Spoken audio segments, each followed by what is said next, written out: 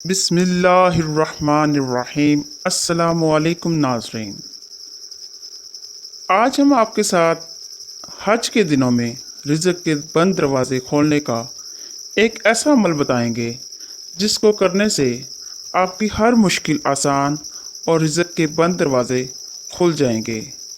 नाज़रीन, आज हम आपको जो अमल बताएंगे, इस अमल के करने से इंशाअल्लाह आपके लिए रिज़्क के दरवाज़े खुल जाएंगे, आपके रिज़्क में बरकत होगी और आपके माल में इजाफ़ा होगा।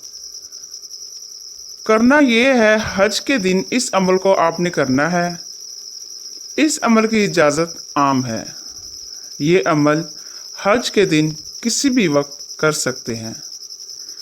इस अमल का तरीक़ाकार ये है कि आपने सबसे पहले आसमान की तरफ हाथ उठाकर इसम मुबारक या बासितु 10 मरतबा पढ़ना है और फिर हाथ अपने चेहरे पर फेर लेने हैं।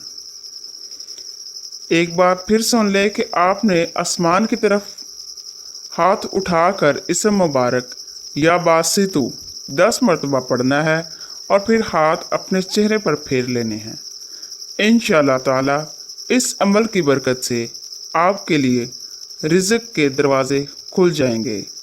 ये अमल आप पूरे साल भी कर सकते हैं। ये अमल आप रोज़ करने का मामूल बना लें तो ज़िंदगी भर किसी की मोहताजी नहीं हो। इस अमल के करने के लिए नमाज की पाबंदी शर्त है। आप लोग नमाज की पाबंदी लाजमी किया करें।